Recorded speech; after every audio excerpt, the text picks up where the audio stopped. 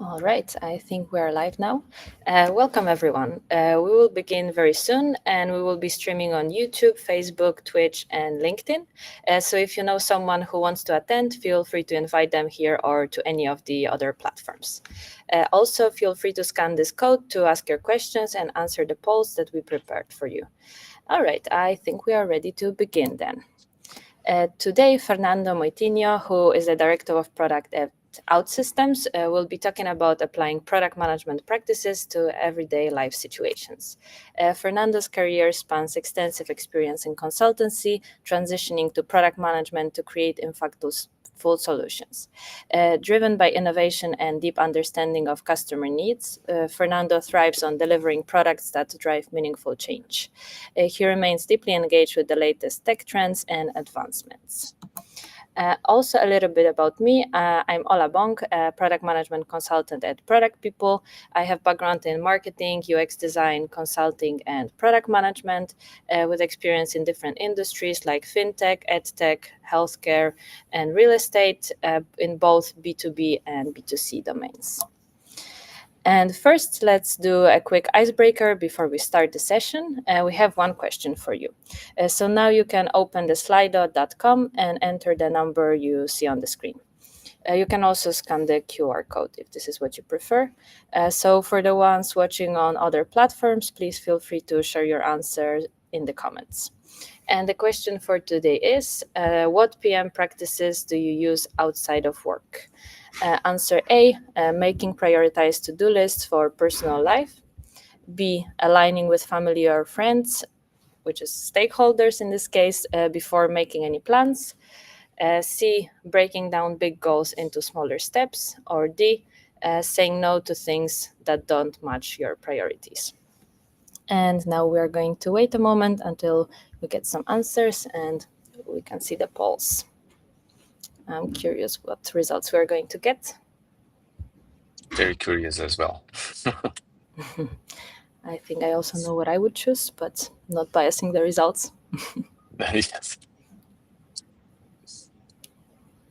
Another thing that I struggle with. So yeah, let's see what people say.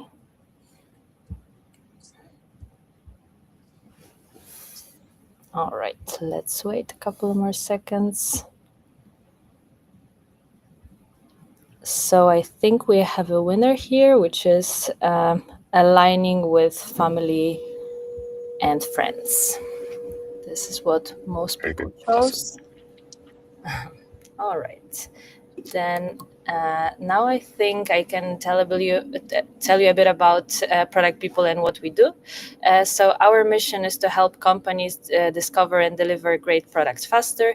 We empower our product management community to share knowledge generously while managing the hands-on work of a product manager, product owner, product ops, or product leader on a fractional basis. We onboard fast, align teams, and deliver outcomes thanks to our in-house team. And we also curate free events like this one for one of the biggest PM communities in Europe that has over 60,000 members. And now I'm handing over to Fernando to give us some insights on applying PM practices to everyday life. Now you can take over. Very good. Very good. I hope you can see my screen now.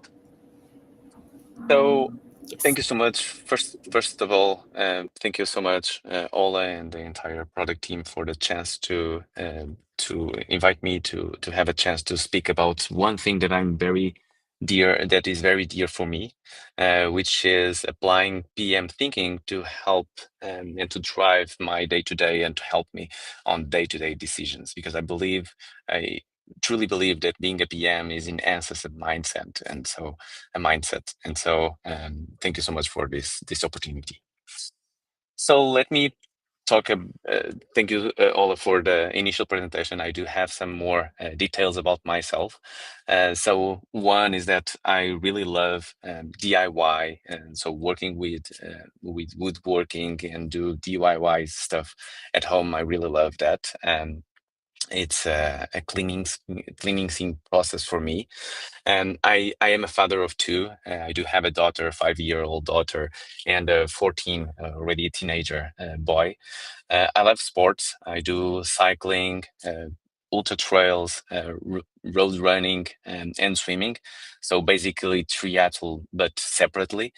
I always still, since I can remember myself, I am a technology fan. I love gadgets. I love technology and work with electricity and do programming.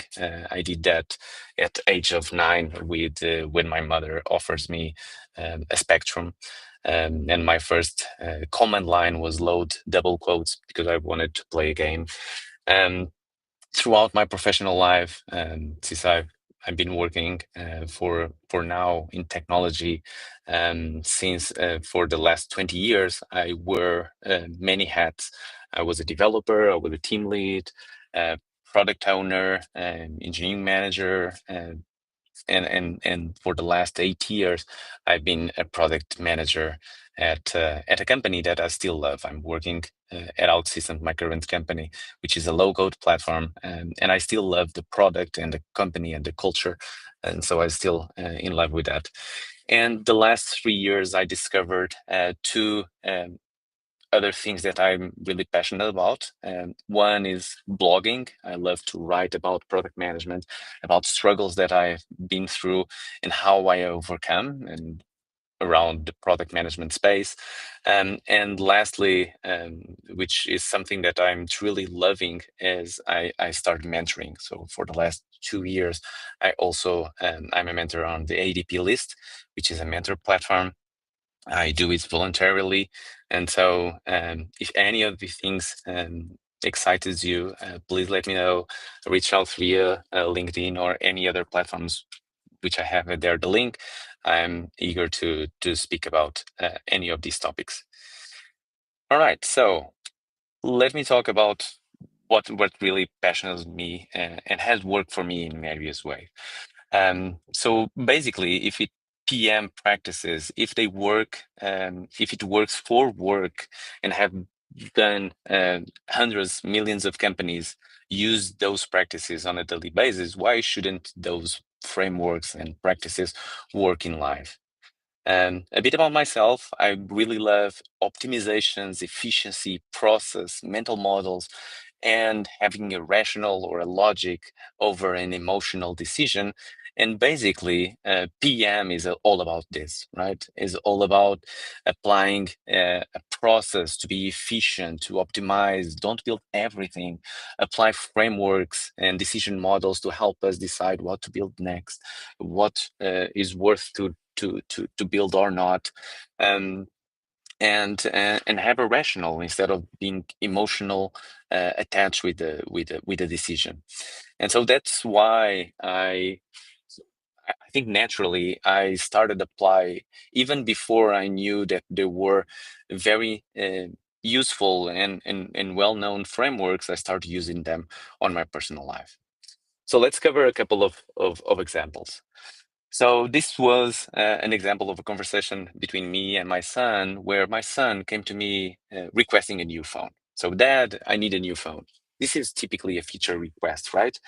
And my myself as a PM, wearing a PM hat, my first question is why? Because all my friends have a latest iPhones and I don't.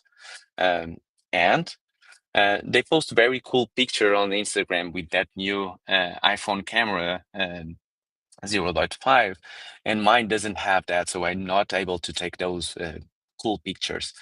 And so why posting on Instagram is important to you? Because everyone does. And the conversation went through um, where I apply, I believe this is my personality, but I really love to dig deeper into the problems. And that's exactly what we PMs do every day, right, on the work.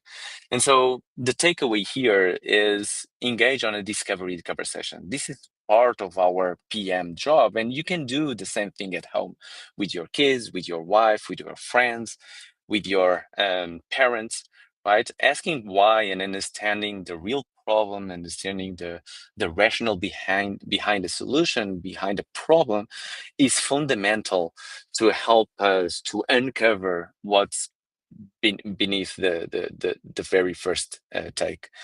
So the problem was not the requesting a new iPhone was the solution, but the problem was because he wanted to take a better picture.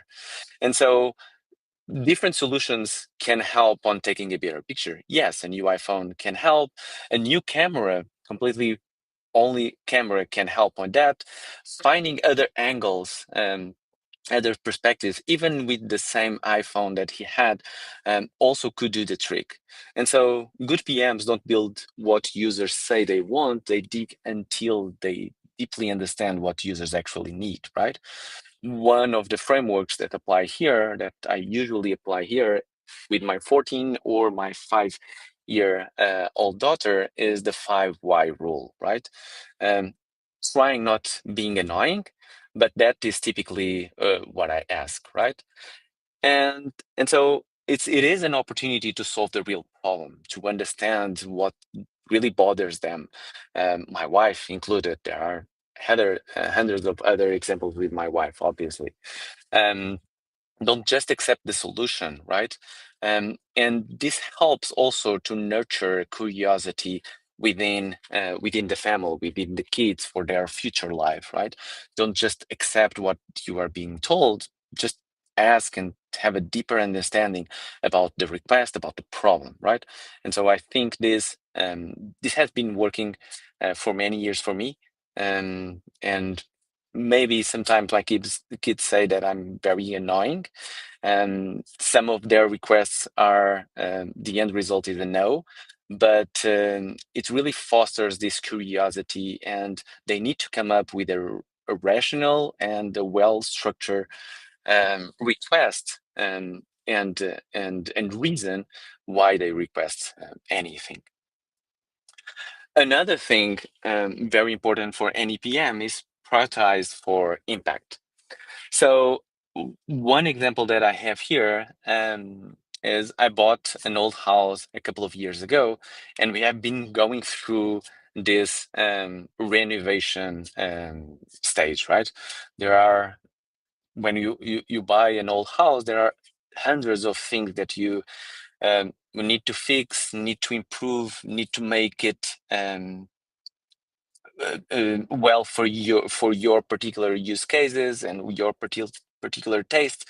And so the dilemma here was, we have 10, 20, 30 things that we need to work on, and so from where should we start? Which are the things that I need to work and to need to address first, second, third, and so on and so on.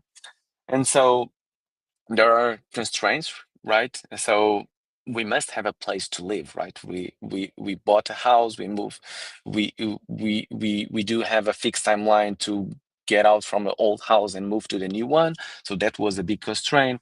We have budget constraints, we have time constraints, and everyone in the family has a different opinion of the things that they want to be to have fixed first, right? And so this is very familiar to our day-to-day struggles, right? So trying to align a myriad of opportunities that we need to find out which is the one that deserves the attention. And so I often use an operating model, prioritization model, which is the RICE, right? So RICE stands for reach. So in reach, the R stands for reach. Who is impacted? Is only my son? Is the whole family? Is just one portion of the use cases that we have on a day to day? Is just a bathroom, right? And so the other one, the I, stands for impact. How dramatic is the impact, right? Are the toilets not working? Don't we have water, heat on our house, or running water? Is the couch uncomfortable? So those are the things that we need to account. The C stands for confidence. Can it be solved 100%? So considering the constraints that we have, like time and budget, can it be solved on a timely fashion way within the budget, or is something that we need to reserve some money up front, and collecting that in order to have a bigger renovation in the future? An effort and investment. So how much time and money will it cost? I have here a screenshot of the spreadsheet that I typically use. This was on the very beginning of the house renovation. And this operating model, basically, I have listed all the things that we need to work on. Like this is in Portuguese. Um, so like renovation, the major renovation of all the interior of the house. So breaking some walls, doing some new bathrooms, the heating, the outside painting, the roof making ready for the winter, and then some things about the backyard, the living room, the swimming pool, all those kinds of things. And I categorize by the reach. How many of the family members are impacted? Is the whole family, the four of us, or is just one or two? Like a bedroom. So my son bedroom only impacts his one, right? So the reach is one. And then the impact and the confidence and the effort I categorize as high, medium, and low, where each of these categories, high, medium, and low, have a value, right? And then the priority is just a normal a multiplication of all these elements. So 4 times the number of that I assign to high, then the multiply by the number of I assign to high on the confidence, and so on. And so it gives me, and then it's just gives me this list, and then it's just sorting descending by priority. And I do have a well-defined, very analytic way of prioritizing things that we need to fix at home. And so this model just removes the emotional burden of decision making. It's easier to get alignment because it's going to be harder for anyone of on the family, my wife and kids, to to not understand, or even they can they can do an argument of why renovating his room should be higher on the impact than for instance not having heating at home, right? So it's easier to communicate and to seek alignment, um, and basically it all translates to impact. So having in this my example, renovating the major renovating of the interior of the house, um, it is for sure the one that has bigger impact and should be done firstly, even before we move to that new house. And so I often use this, and it's easy to communicate within the family. Another example, as some of you may laughing about this, is effectively finding a life partner. And so I was married for 14 years, where I was pretty happy, but at the end, it turns out did not work. And so after that 14 years, I did a retrospective. Again, I'm a PM, always working with technology, and Agile and retrospective are part of it. So I did myself a retrospective, what went well, what went not so good. Um, and so it was an opportunity to deeper understand what I value the most, what work, an opportunity to know myself, basically, right? I did some therapy, but other things is that I deeply understood and realized what were the things in life and others that that are deal breakers. I cannot live well with that, right? Even if I try to change myself, which is not good, which is not good if you are just doing that for the sake of others. Um, Knowing exactly what you value and what are deal breakers for you in on the long run, it helped me to understand what I'm seeking in life for a life partner. And so that leads me to the Moscow framework, right? So Moscow stands for um, must, should, could, and want. And so basically, I listed all the things I value in a partner, list the things that I would like a partner to have, and list the things that I know that will be difficult for me to live with. And I came up, and this is a short version of that list. It was a bit bigger than this. But for me, this serves me well, because is not just having a list and seeking a life partner with a list, but once you find someone that you find interesting, interested, that you are interested in, having a list that you can relate with, that can go back and see the things that you value. You don't be you don't elude yourself and fall in love and having fairy tale dreams about a particular person that have a trait that you know that doesn't go well with you. And so things like treats my son well. So I came from a different relationship already with a 18 years 8-year son, and so this was a must for me. So it must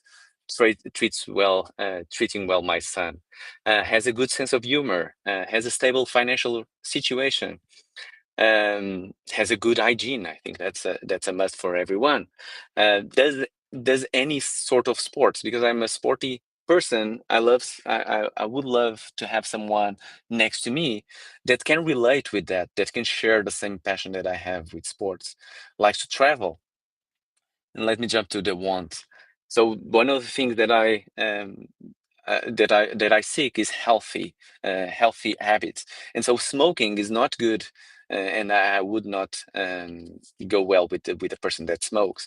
Is jello of my ex-wife is something that I would struggle with. I love to have a relationship, uh, uh, uh, a healthy relationship with my ex-partner, because I even have a son with him, with her, and so it was crucial for me for that someone didn't feel jealous or being defensive, those kind of things. And so this is just an example that I use on my personal situation, and it all comes. Currently, I found that person. We are happily living for the last 8 years, and I do have a daughter of 5. So I think it worked pretty well. So basically, the conclusion here is know your values and know your deal breaks.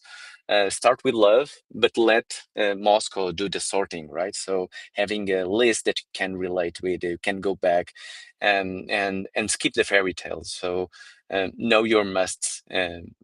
It worked for me. I think being illusional about things that came that can come across or not, but it would be easier to have a list, and that you can go outside of that excitement and first passion, and can check if marks all the things that you value. And so another lesson that I use, and another framework that I use both on my professional and personal life. Another one that Ola already referred on the very first question is stakeholders. So know your stakeholders. So every family member has their own motivation. So my 14-year priority or motivation is really to be accepted with his peers, and he's kind of an entrepreneur, and he's invested on his streetwear brand. My 5 years old daughter does anything to have more iPad time, obviously. My wife prioritizes family, self, and workout time. And so having this realization, I think it's very good. And so how can we balance all these motivations to ensure that everyone is heard? How can I influence that family projects are also a priority? So even my 5-year-old daughter, iPad and YouTube and movies, Disney movies, she loves it.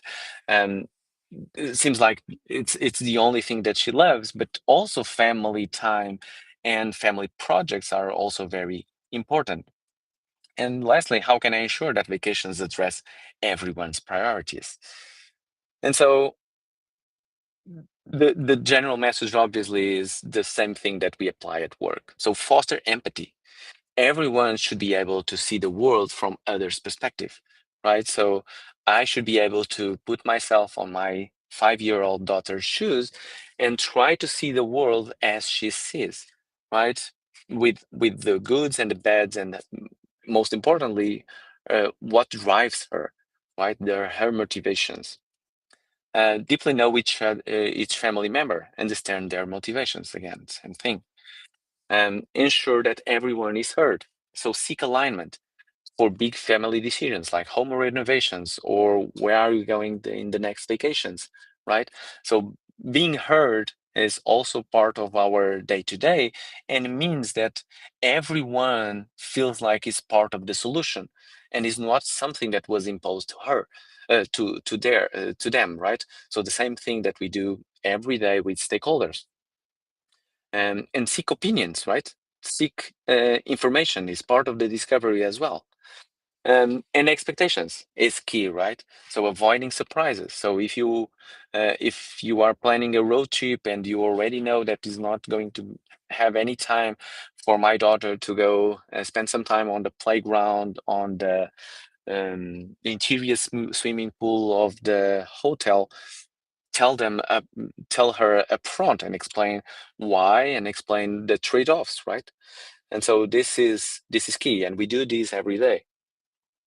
And obviously, if you have a project that is very dear for you, and use storytelling, use influence techniques to inspire your family, to inspire your partner. Hey, I had this project in my mind, that I was very passionate about, which is building a swimming pool. And so I had to inspire my partner and tell her, um, a perfect day at home with the swimming pool. We both love the sun. We love to be outside. We love to be in the garden. But the swimming pool was a brand new level, right? And so I used this technique to inspire her to see the world, or to see this picture, this movie that I had on my head, and that helps obviously. And so takeaways here: understand stakeholder motivations, seek alignment, which ensures the success, and influence to get things done.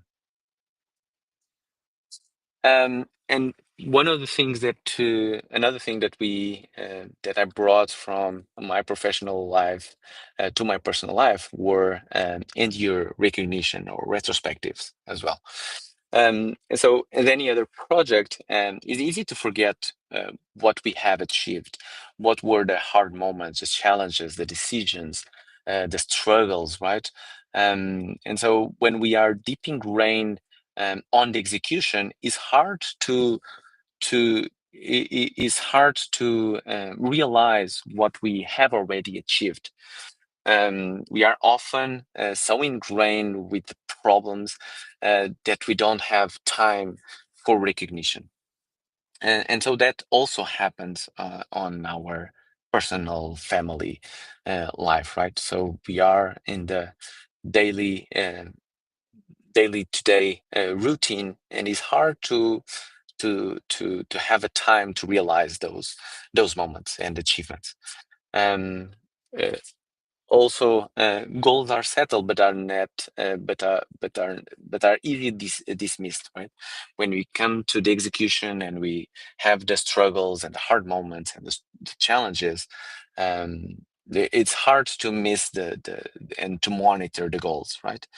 Um, Recognition is something that is not often exercised, as I mentioned, and retrospective feedback and end-use reviews are frameworks that reserve time and are part of the process that help on our business.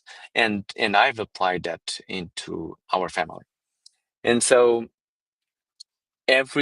so we reserved the day before the end of year to have this session. So it's a session where everyone sits at the living room in front of the TV, and each family member, even the 5-year-old daughter, presents a slide deck with the following topics. So we review the goals that we settle, individual goals, right? So it's not family goals. Each of us presents and reviews the previous year settled goals, So every year, the end slide is the goals for the next year. We have a slide about worth mentioning moments. So it's a moment to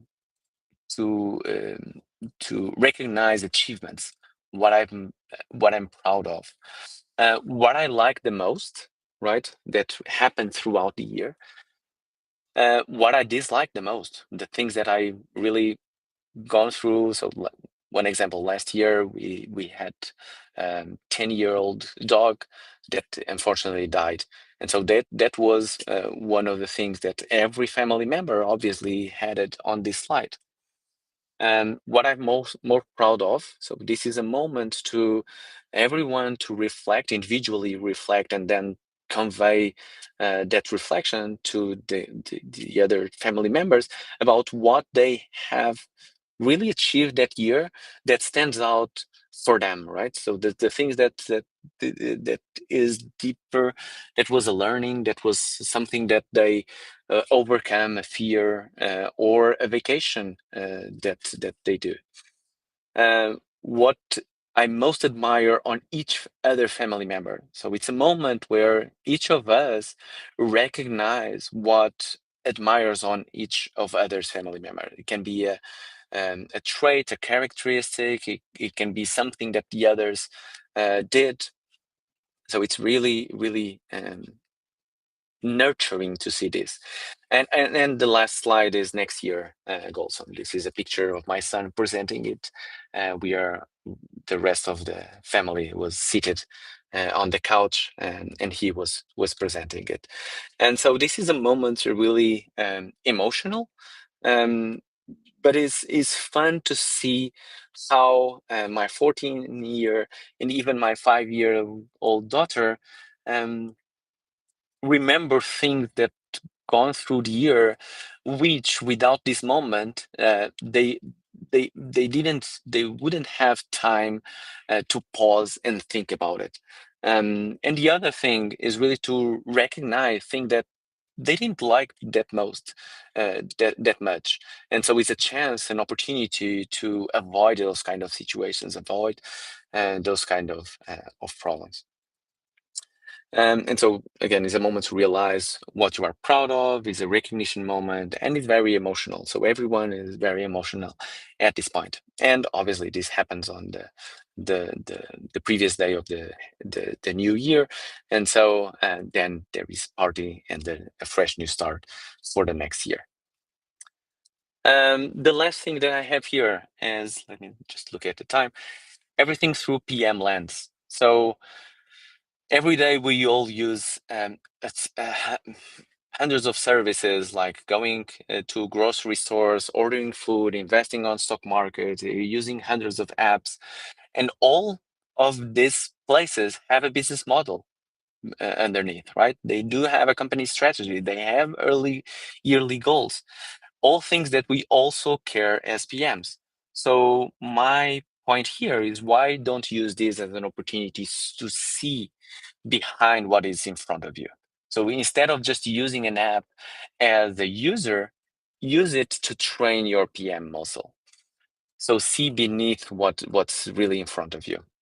So if you are using an app, assess their UX and their user experience, what makes sense and what doesn't. And also, you can take this as an opportunity to train yourself to convey that feedback, but also improve that app to better serve you and the whole community, right? So foster an continuous improvement culture. So don't just complain to yourself or to your friends, provide constructive feedback to that vendor. When you are ordering a coffee at a coffee shop, understand the order process.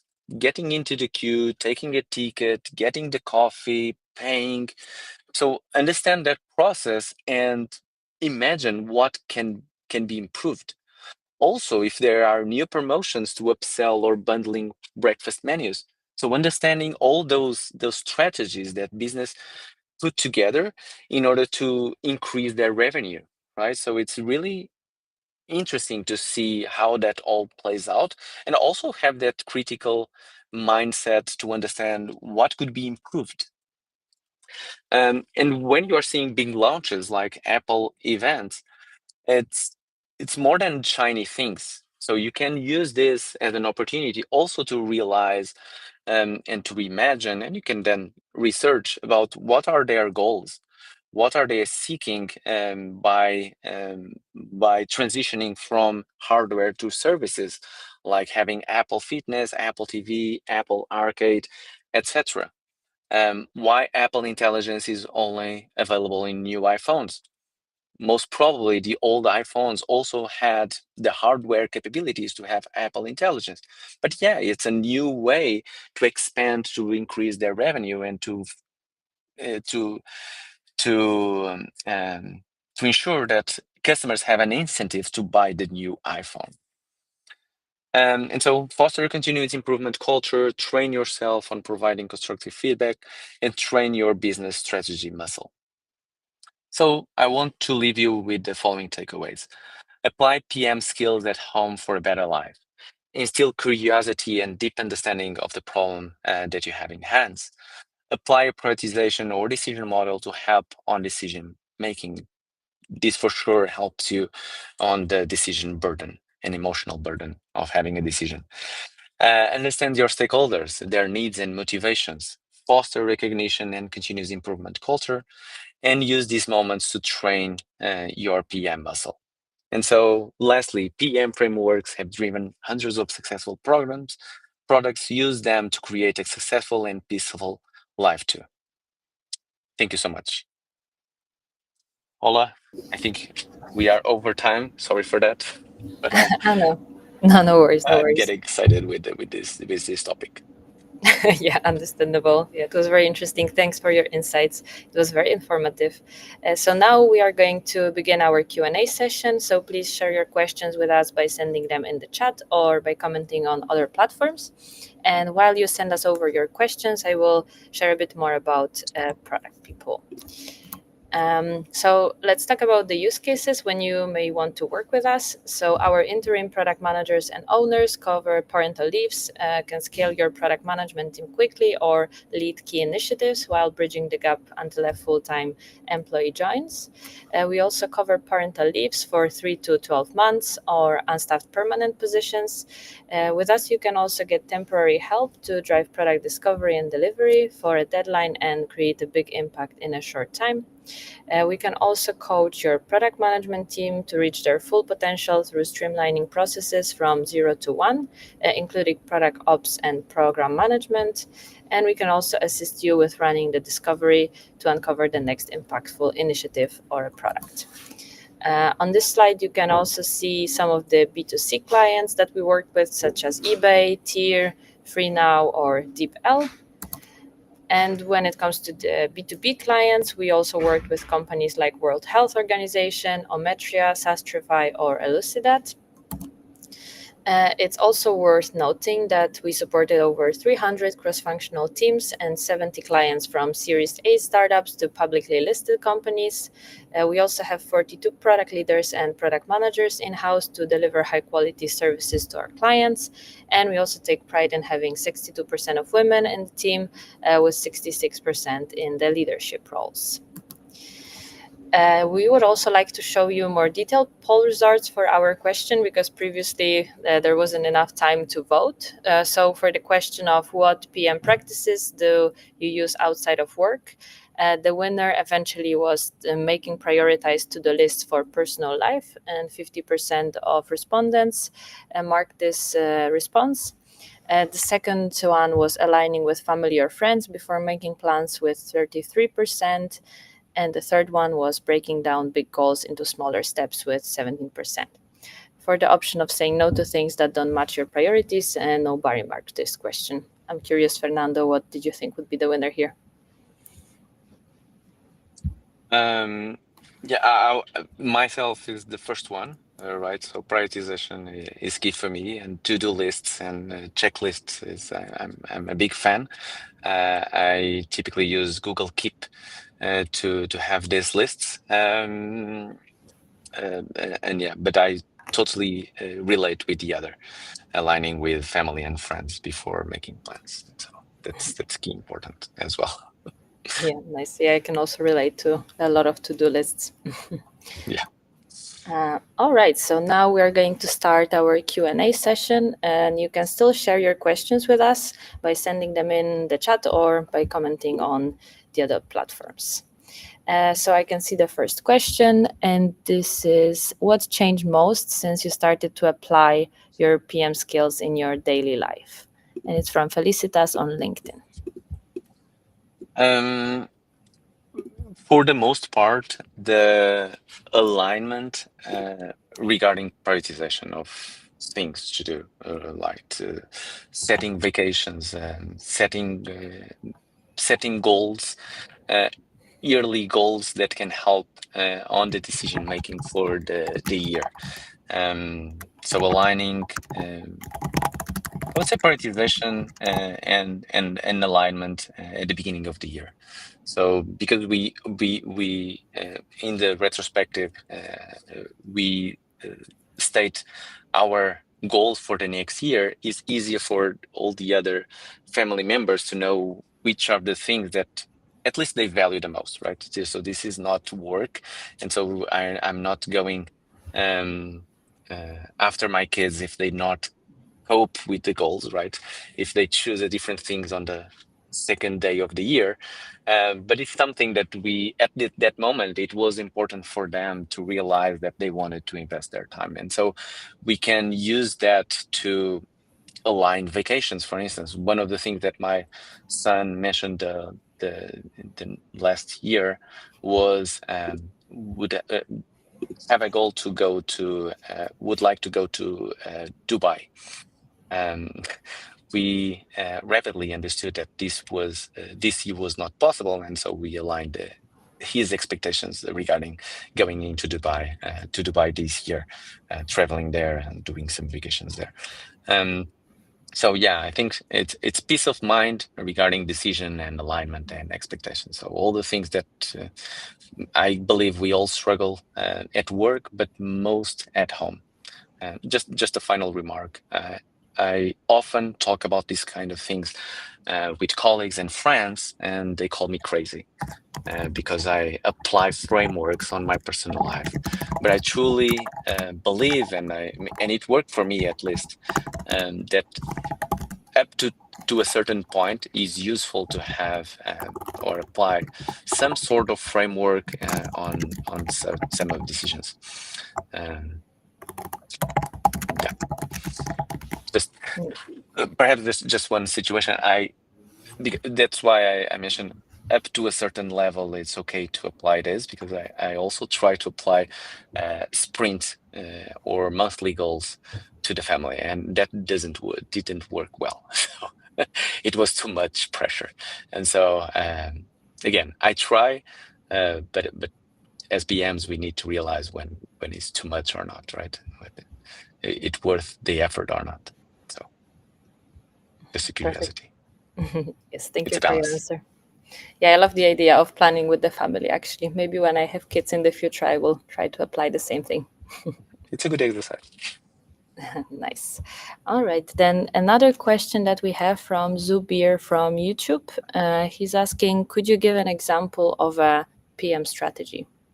It's a bit of a general question, but maybe Uh, it's it is. It is. I don't have a personal example which I can with an analogy about the professional to have a PM strategy into my personal life. I do have regarding the family the house renovation, right? So it was a big project, and so it had a strategy and a prioritization and a goal at each of the stages, but ultimately it was to have the end goal was to have a house that we would be happy and functional to live in. And so we applied the PM strategy was basically prioritizing what was important for each of us throughout time. And we are still doing renovations after 5 years. So there's still a lot of things to do. all right. Nice. I didn't know to how many things in real life you can apply to product frameworks, but interesting approach. And another question that we have from an anonymous user on Slido is, how often do you sit down to plan? Daily, weekly, monthly, a fixed day? So I typically do professionally, and regarding my blog, my mentoring, and my work at OutSystems, I do it weekly. So on a weekly basis, usually Monday morning, that's the first thing I do. I do have a Notion template where I do my planning for the week. Again, the things I must do, the things that are in progress and I need to get an update. Um, and and so that's my routine on a weekly basis. Obviously, things bigger and more strategics are done quarterly, and others bigger and company-wide are being done yearly. Um, I do have. I try to, but unfortunately, I was not consistent on that. But I find hard to realize the things that we accomplished. And so within my Notion template, I do have a section that the purpose was at the end of the week, register my achievements, right? So that we have, at least for ourselves, a recognition time. So realize what we had achieved, what was our progress, what was something that we worth mentioning we done within that week. I found that I didn't work for me because I didn't have the time or and therefore uh, didn't have the importance and to have to reserve that time to realize those kind of things. But I do have still on my Notion template, but it's not most of the times it's not filled in. I actually wanted to ask what tool are you using, but I guess it's Notion then. It is Notion. I try many different tools. It was Obsidian last before Notion, but now I'm sticking with Notion for, I guess, 1 year and a half. Yeah, I get But I that. try I'm many also different obsessed about this things. tool. Yeah. Thanks for your answer. And the next question is, did you start the yearly retro somewhat loosely the first time, or how did you get that started? And this is to imagine that people in the audience decide to do that maybe for the first time this year, and how would you get that started? Um, so we already started with the structure, right? And the format. The format was slide deck. That was since the beginning. It was 2 years ago when my 5-year-old was 4. And so we started still firstly with the slide deck and with the structure. Didn't have the goals. Yeah, I believe no, it was not the goals. It was one of the things that was not on the very first version, and then on the second version we realized, yeah, we need this section here. So that was already part of the initial thing. So a structure and the format, yes, and the day. A day is important, and so everyone the day before they take their time to do those kind of things. Obviously, one of the adults, typically me or my wife, helps my daughter with that. Obviously, she she can't go into Google Slides and do the presentation. Yes, I was actually curious, how is that happening? No, one of the adults, the parents, does that with my daughter.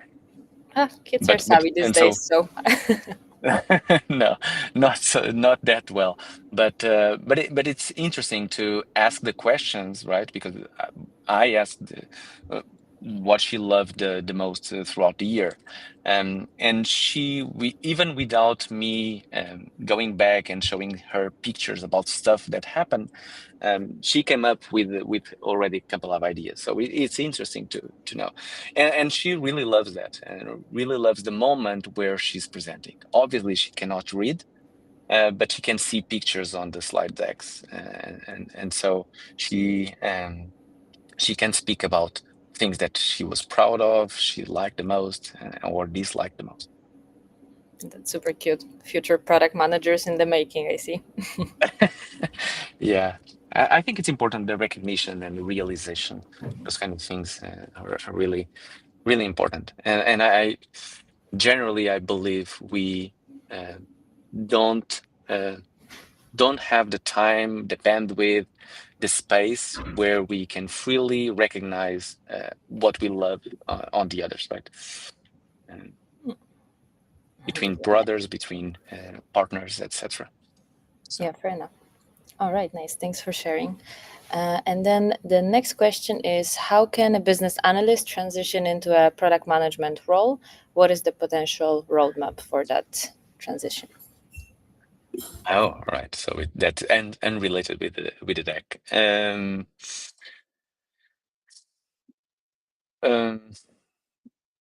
I think so. A business analyst already does a lot of.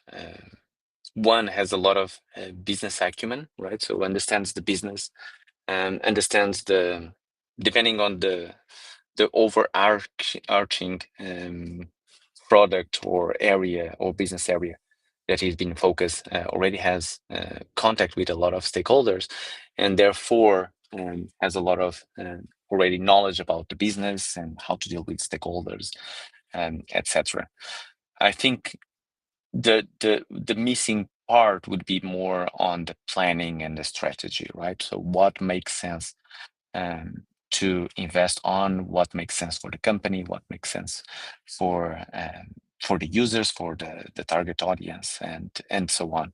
And then is part of how to convey that strategy, that message, and so on. And so having a roadmap on how to transition, I would say, to get more experience and train yourself on understanding the the business strategy, understanding how to um, being critical or understanding my last slide, right? So train your muscle to understand the businesses that you use on every day, right? The apps, why Uber is done in a certain way, and obviously go and read books, right? So Martin Kagan is a legend. Teresa Torres as well, and a lot of content on LinkedIn, Substack, and so on. So get acquainted with that, and also I'm there, but ADP list or a mentor also helps with that. So to guide to better understand where you are and where you want to go. All right, thank you for your answer. I think those were all the questions that we had from our audience. Oh, actually, I just saw one more pop up. All right, let's still answer this one. So there is one more question. What is your take on AI-driven product management? Managed to ask the question in the last minute. No, it's good, and it's a hot topic for sure. So my general feeling and take is that AI is just another tool that you need to have on your tool belt, right? I don't think AI is going to replace our jobs as PMs. It's going to for sure facilitate our lives if we know to use the tools. Um, and so my best advice is learn as much as you can on how to leverage those tools to differentiate yourself on your current role.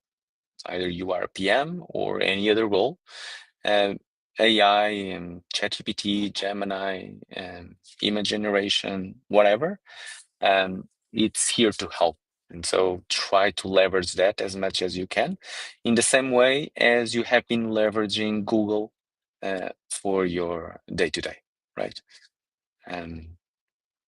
Yeah. Because yesterday I was having a conversation, just a remark. Just yesterday I was having a conversation with my kid because he was saying that he often uses ChatGPT at school to do some works, right? Some essays. And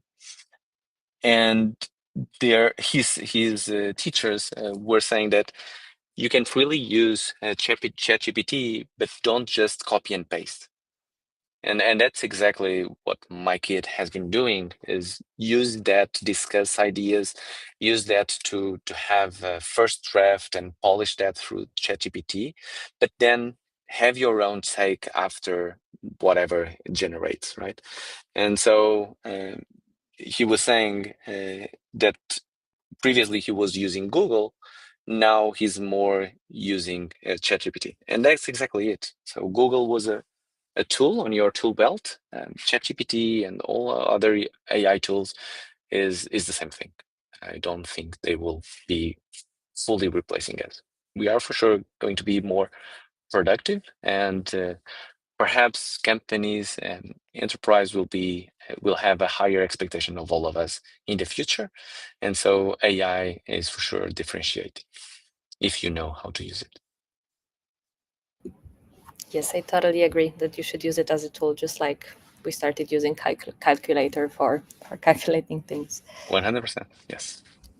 All right, then this was the last question for today.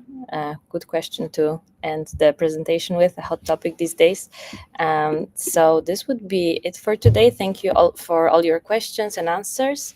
We would also like to mention that we are hiring and have APM and PM roles open, so you can apply by scanning the QR code on the screen or visiting our website. I would also like to invite you to subscribe to our newsletter, where we share insights and our experiences in product that we gain during the missions with our clients. Next week, Mario Lenz from HighGraph will be talking about transitioning from an engineering role to CTO and to CPO eventually. So feel free to join us for a session full of insights. And thank you very much, Fernando, for interesting talk. And thank you to our audience for joining us tonight. So we hope to see many of you next time. Thank you very much and have a good evening. Bye bye. Thank you so much. It was a pleasure.